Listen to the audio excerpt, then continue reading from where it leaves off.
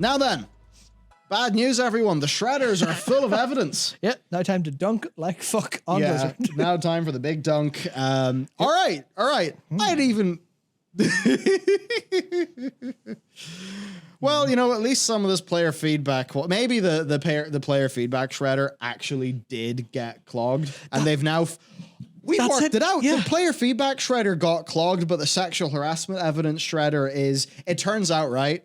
This is just like a cheap $20 shredder from Amazon, but the sexual harassment evidence shredder, that's like the fucking Blend Tech total shredder. No. Right? Sexual harassment dust. Don't breathe this. Yeah, no, I've actually got it. I've got it right. So Dakor, our resident professional political cartoonist, he's actually gotten it wrong.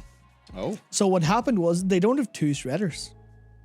They've had one shredder the whole time. Oh. And it used to be for the player feedback, but they need it for all the sexual harassment evidence, and not just the sexual harassment evidence, because the lawsuit's been extended to cover temp worker stuff like pay and fair employment stuff. So they've had to steal that shredder from the player feedback shredding team, and now the team shred all of the evidence, which means that that's why we're getting 9.1.5 the way it is. They stopped shredding the player feedback, and Ian found it and went, and he went, "These are all really fucking good ideas. What? Where did these come from?" So I think that's what happened. Yeah, that's it. It just turns out it was just one bad email filter. And every single time Lore has emailed a player feedback report to the development team, it accidentally got filtered into the shredding department. So, okay, I don't think it's literally that some bad news happened, then it was time to destroy all the evidence. Yeah. But there are legal data retention policies and things, right, that you've got to do. I think it's basically retaining data for like 2 years or something. I think it's like anything relating to employment actions or terminated employees. Well, it needs to be kept for 2 years for the purposes of them investigating when it comes up. But they were deleting emails after 30 days. Yeah, that is essentially that. The California State Department have said, I don't mean the State Department, I mean this is a department of the state, said that Blizzard have been actively and directly interfering with their ongoing anti-discrimination investigation using NDAs as a way of requiring employees to speak to Activision-Blizzard first before contacting the department, in addition to reports of human resources destroying evidence related to the investigation. I didn't know that was legal. Turns out, it's civilly not a legal thing that you can do, but hey, it's civil. It's not legal. So we'll eat that fine instead of the far larger fine. And it could be, it could be a big chunky fine, because if you look at Riot Games, they were going to give out 10 mil to basically the sort of case ended up being that it seemed that the sort of treatment and cultural issues were to the sort of degree where basically all the women in the company were entitled to, to be members of, I guess, the class that would get a payout as a part of that class action or like settlement, whatever.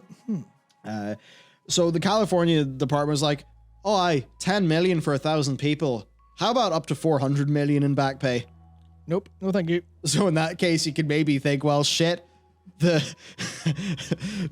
usage fee for this shredder is a lot lower. Who knows? The suit claims that they directly interfere with their ability to investigate, prosecute, and remedy workplace discrimination and harassment violations on behalf of employees.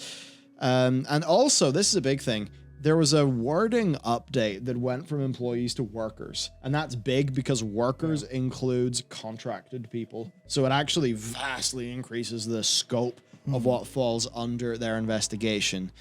The DFEH claims that Activision-Blizzard failed to maintain proper records, destroying them a mere 30 days after involved personnel left the company, which falls significantly short of the 2 years of referral records required by government code section yada yada yada, or the 3 years of wage and employment records required by the Californian Labor Code. There you go. Look, if you're doing business in California, you've got to play by these rules. If you don't play by those rules, you're going to look like a bit of a dickhead, and you can't really cry about it because you broke the rules. And I suppose in the American context, then the idea is that if you disagree with those rules, go to a different state. But no, they're doing business in California. This is how it is with California, and that's that.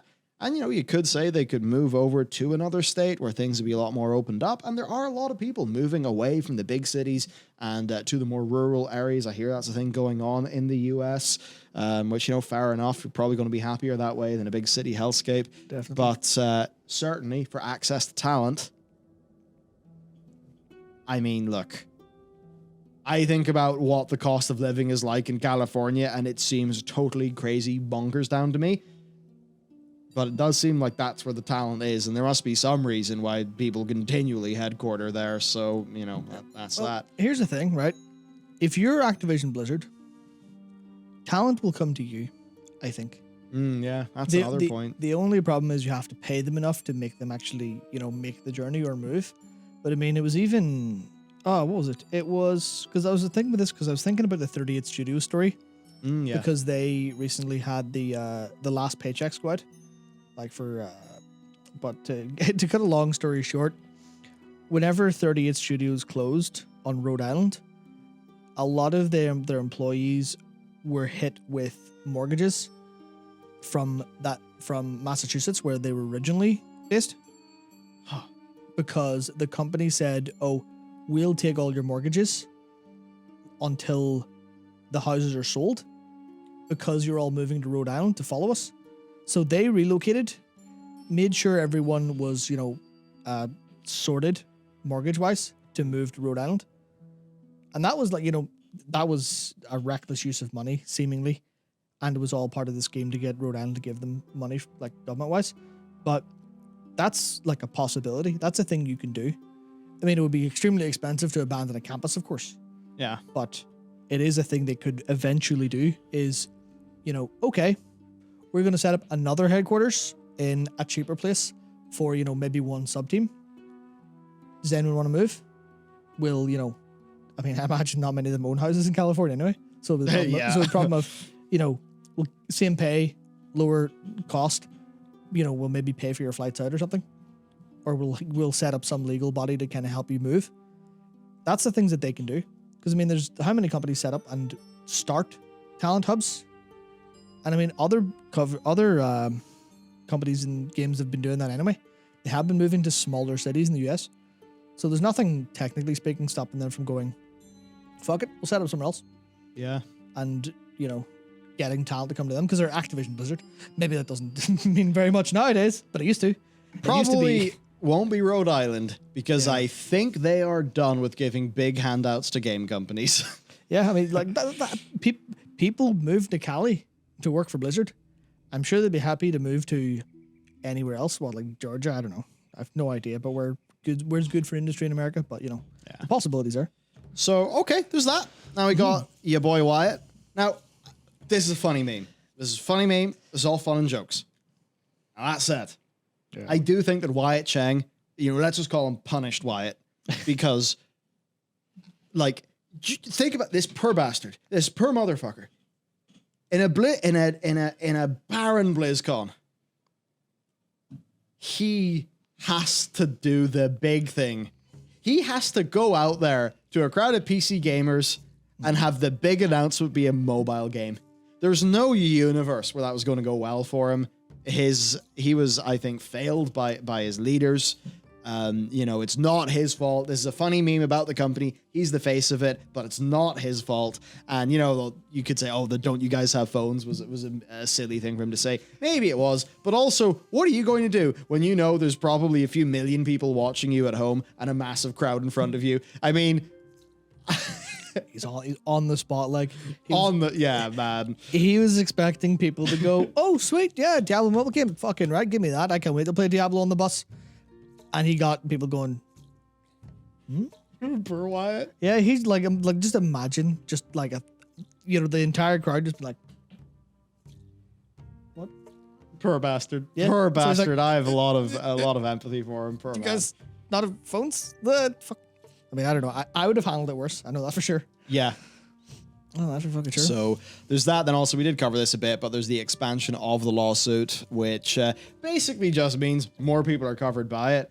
So if Blizzard, if they're found to be, or Activision-Blizzard anyway, to be foul of more stuff there, then, more people included in the lawsuit. And that probably means more money to pay out. There's also stuff there. Employees with HR concerns are being subjected to internal investigation. ABK is subjecting people who have raised HR concerns to internal investigations. We have a legal right to talk publicly about this unfair labor practice. In my case, it started with a one-on-one invite with HR to talk about my past HR complaints. ABK is subjecting people who have raised HR concerns to internal investigation. Oh, I've already said that. Ron Burgundy moment, love him. I wanted to believe they were trying to make things right, so I went. I was promised a follow-up update on my report, which never happened. Turns out I was lucky. Others were forced into signing an NDA or settlement.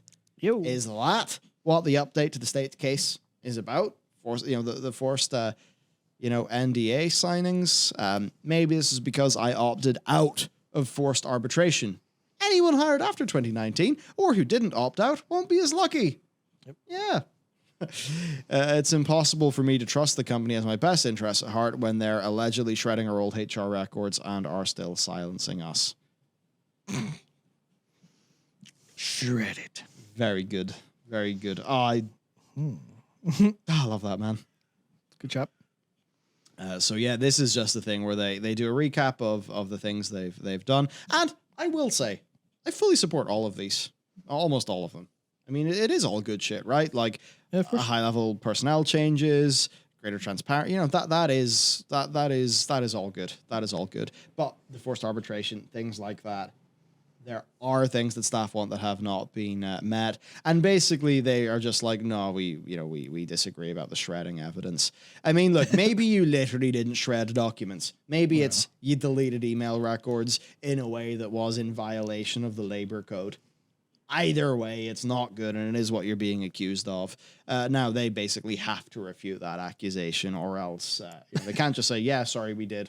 Yeah, whoops, sorry about that. Whoops. So. That's basically that. Look, we've covered this in the news channel, so I don't want to belabor it too much on the stream today. So there you go. Not the most rosy update.